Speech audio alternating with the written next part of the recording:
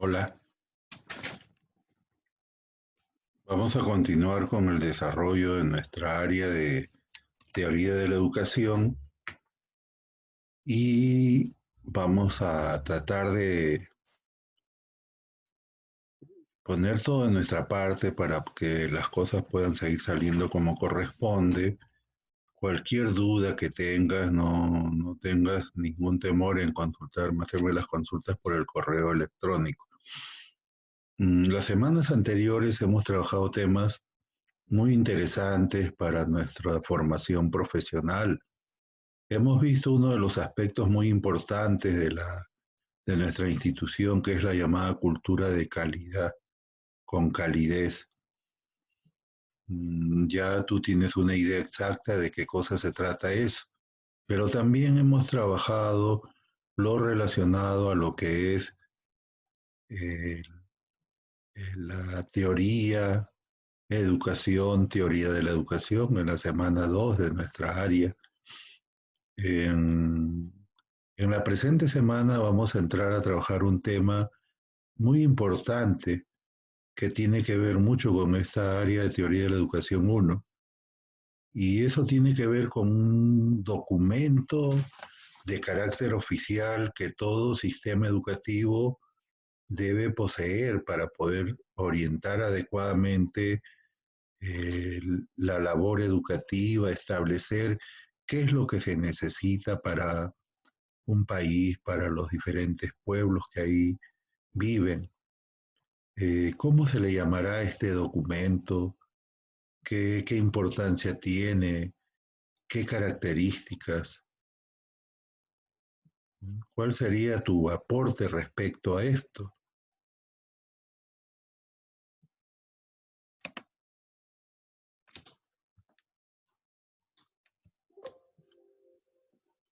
Entonces, te decía que en las semanas pasadas hemos trabajado temas como cultura de calidad. eh, Hemos visto también la semana que pasó lo que es teoría, qué cosa es educación, también qué cosa es la teoría de la educación. En la presente semana vamos a entrar a estudiar un tema muy importante que tiene que ver con tu formación profesional. Trata de un documento de carácter oficial, es decir, elaborado por el Estado a través de los gobiernos de turno, a través del Ministerio de Educación, donde se encuentra ahí establecida los objetivos, lo, las competencias, las capacidades, los contenidos que se van a trabajar, las orientaciones metodológicas, lo que debe ser la evaluación de acuerdo al nivel educativo. ¿Cuál crees que sea ese documento que te hago mención?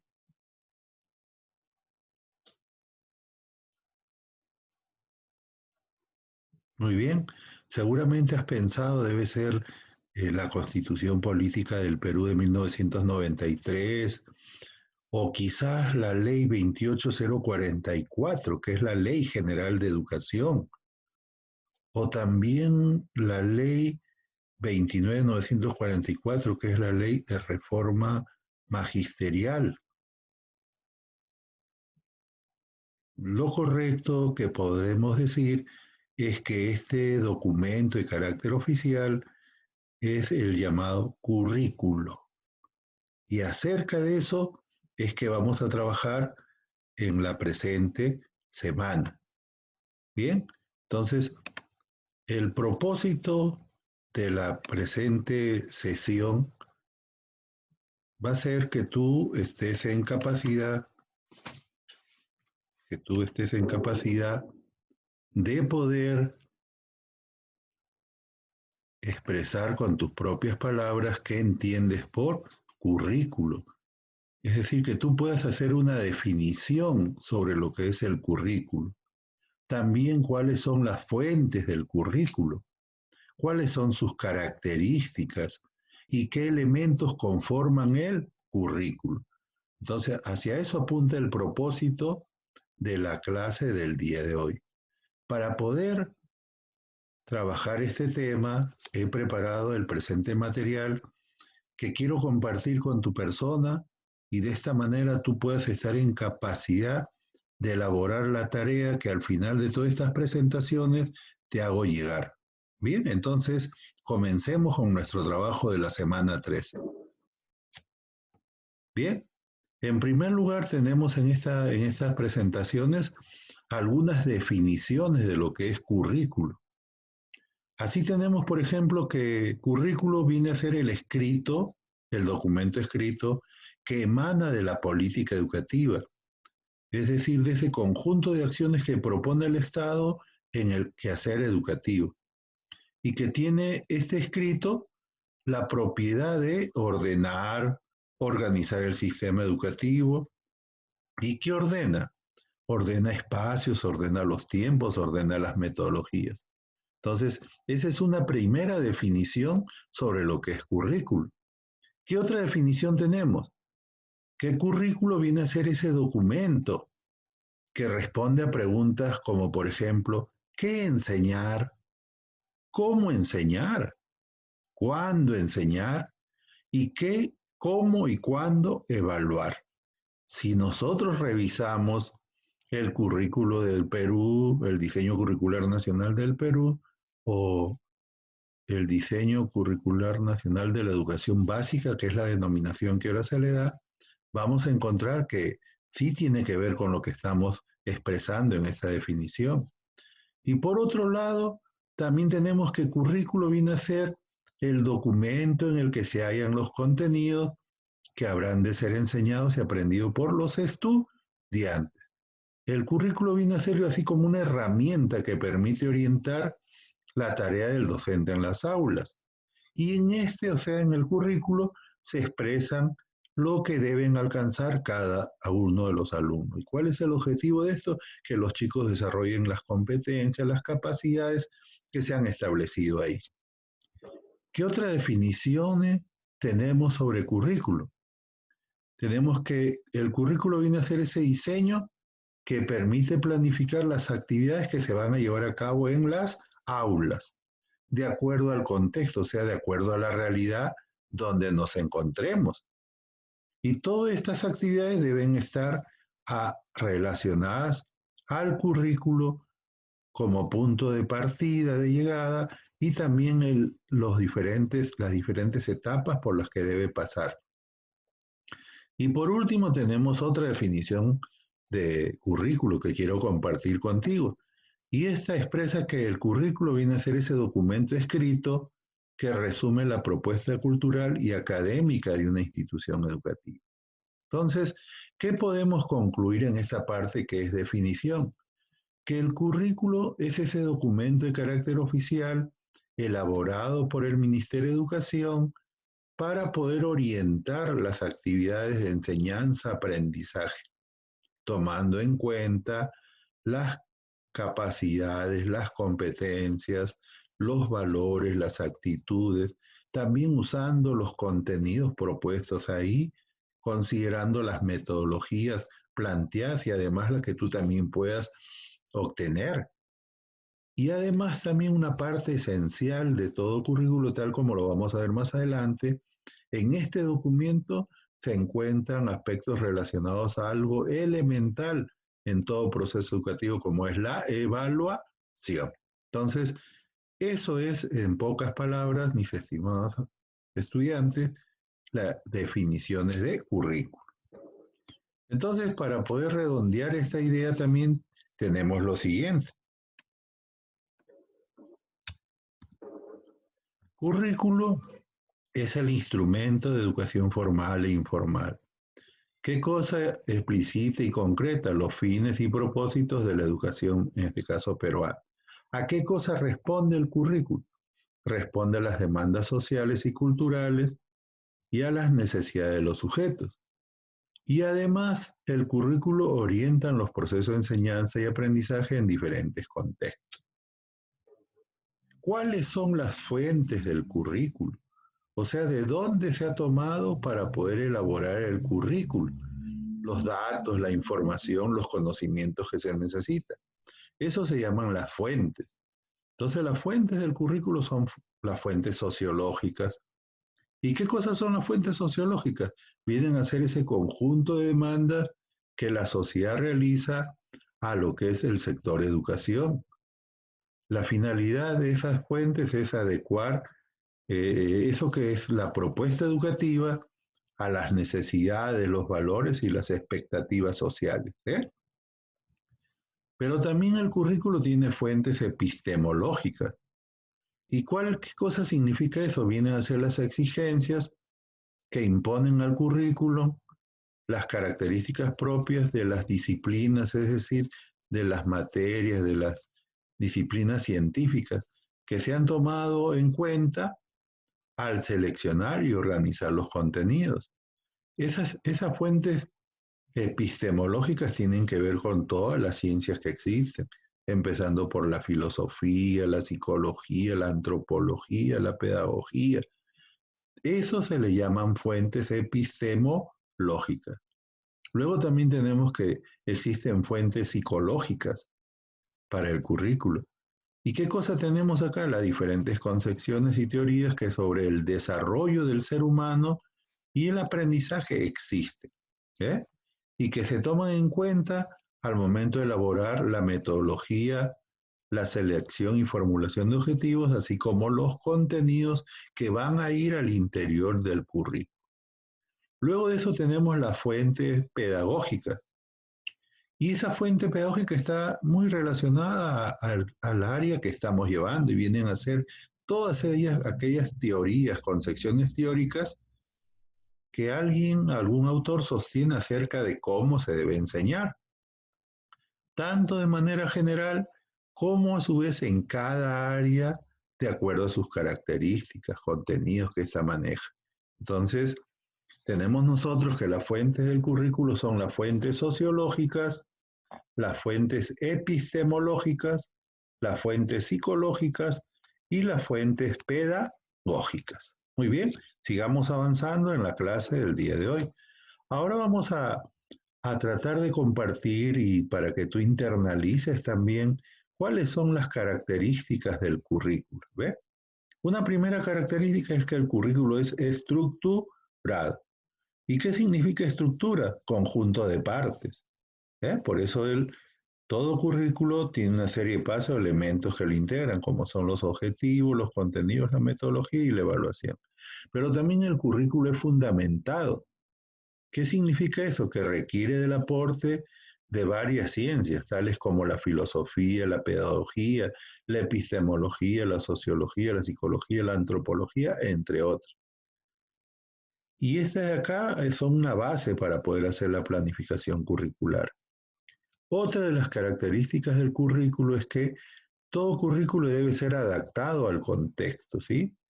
Las propuestas curriculares se ajustan a los parámetros particulares de los diversos entornos, porque el país, en este caso nuestro Perú, no es uniforme. Las características de cada una de las regiones que tenemos en nuestro país son distintas. Y también es adaptado al contexto porque la sociedad exige que se hagan cambios al currículo general y esta tiene que ser tomando en cuenta la realidad social. Luego, ¿qué significa que es adaptado al contexto? Que el currículo refleja los contenidos que responden a los valores, actitudes y conocimientos de la ideología imperante para formar individuos que se ajusten a los parámetros propuestos. ¿Esto qué significa? Por ejemplo, que los rusos tienen sus propias peculiaridades, los chinos también tienen un ideal de ciudadano, los japoneses, los británicos, los estadounidenses, los argentinos, los chilenos y nosotros los peruanos. Por eso es que cada currículo debe estar adaptado al contexto, que esta es una de sus características del currículo. Veamos que sí. El currículo también se hace referencia a que debe ser inclusivo. ¿Qué significa inclusivo? Debe considerar a todas las personas. Ninguna persona puede ser dejada de lado en razón a su color de piel, a su posición económica, de repente a lo que es algún tipo de minusvalía o necesidad especial. El currículo es inclusivo porque involucra cambios y modificaciones en contenidos, aproximaciones, estructuras y estrategias con una visión común que incluya a todos los niños, niñas, adolescentes, jóvenes, adultos. ¿De qué? De las diferentes culturas, etnias, nacionalidades e incluso aquellos con capacidades especiales. Es decir, no deja de lado a nadie. Entonces, esa es otra de las características que tiene todo currículo y que debe cumplirse para que se cumpla esta peculiaridad. Pero también el currículo es dinámico. O sea, un currículo, por ejemplo, el currículo de inicios de siglo no es igual que el currículo del siglo anterior, ¿no? Todo eso se va adaptando. ¿Y qué significa? Que debe estar ligado a la sociedad. Conforme esta cambia, el currículo también debe cambiar. El currículo no es estático, permanente. Está sujeto a los avances científicos y culturales. Pero también el currículo debe ser adaptable.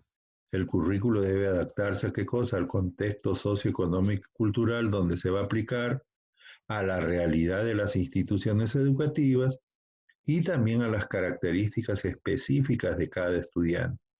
Cuando se logra esto, estamos frente a lo que es la pertinencia y coherencia del currículo. ¿Y eso qué significa? Que si se cumplen estos tres elementos que se adaptan a este tipo de situaciones, ese currículo es pertinente y es coherente. No está jalado de los cabellos. Y por último tenemos nosotros que todo currículo es flexible. Todo currículo es flexible.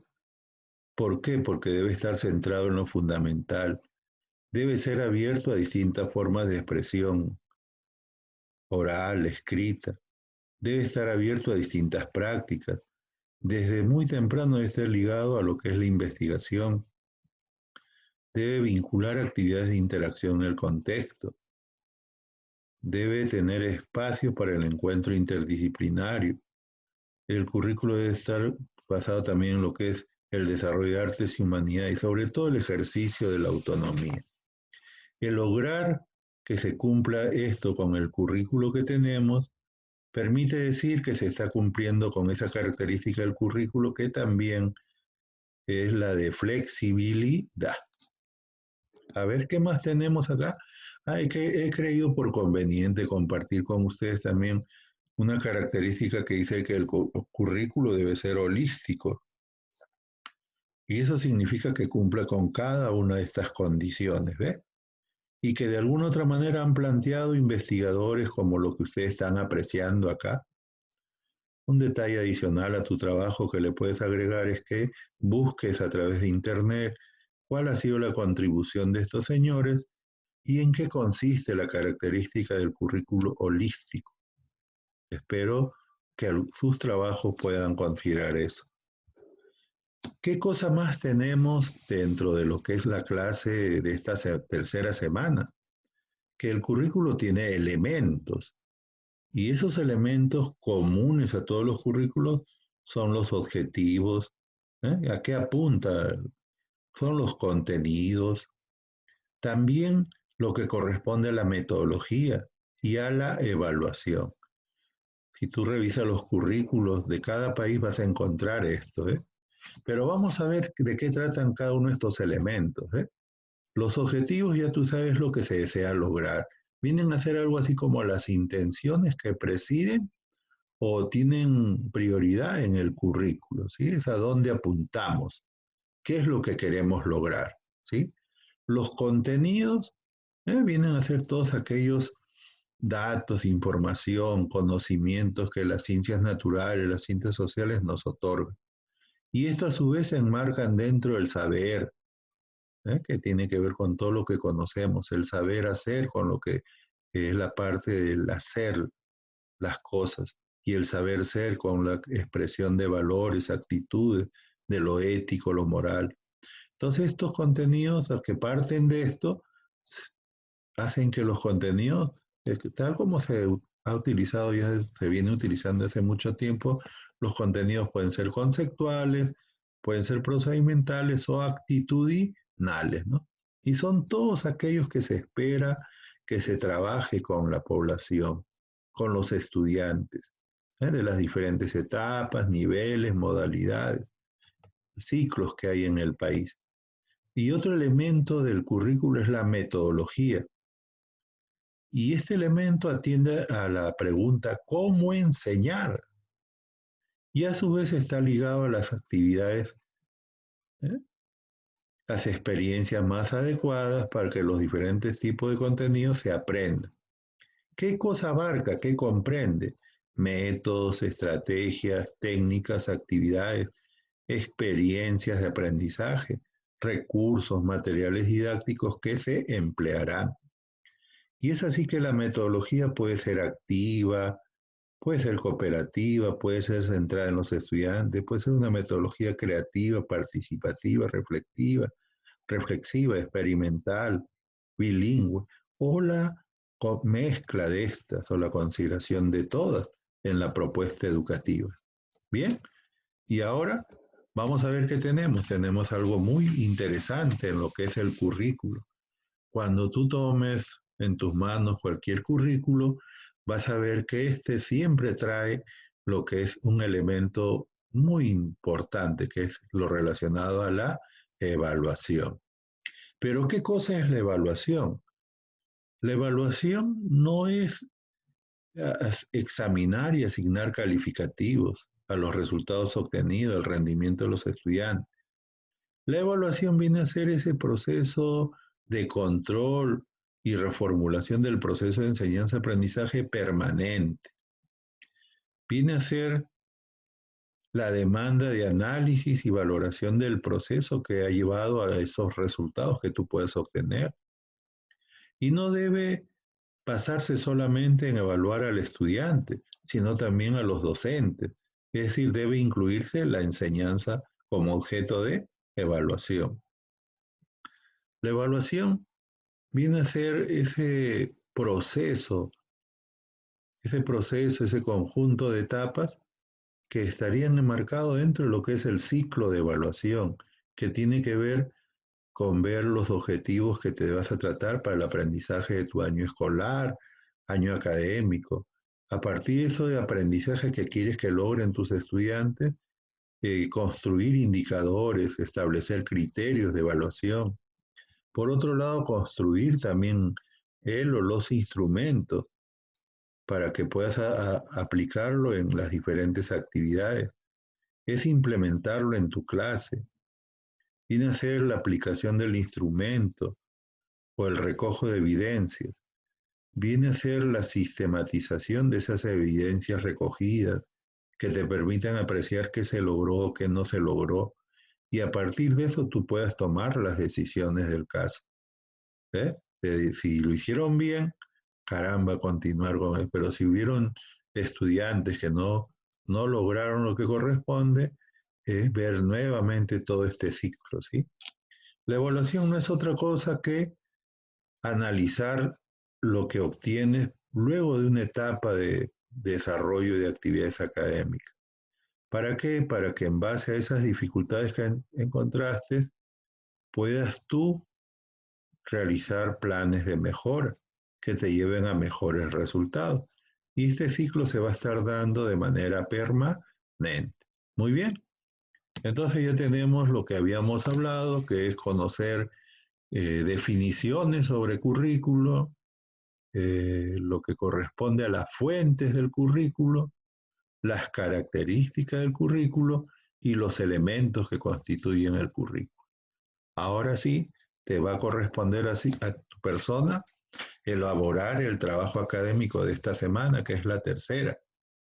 Y para ello te sugiero que tomando en cuenta el material de lectura que se ha ubicado en el aula virtual, las diapositivas que también están ahí en formato PDF, y además esta clase que se ha grabado para poder apoyarte, disculpando, eso sí, los errores que se puedan haber cometido, que tú a partir de esa lectura, esas diapositivas, esta clase grabada, puedas comprender la información, la proceses, la sistematices y a partir de eso elabores tú un mapa conceptual en el cual haya todo esto que se te está haciendo referencia. Si tienes tu lacto y tienes las condiciones, lo puedes hacer utilizando algún programa para elaborar mapas conceptuales. Pero si no, también tienes la facilidad de poder hacerlo en tu cuaderno, luego de eso tomarle una fotografía, llevarlo a un formato que me puedas enviar al correo y me lo haces llegar hasta este domingo, el domingo 10, que a propósito es un día muy especial para ustedes, ¿sí? Y en ese sentido, quiero desearle un feliz Día de la Madre a las que ya lo son y también a las futuras madres, ¿eh?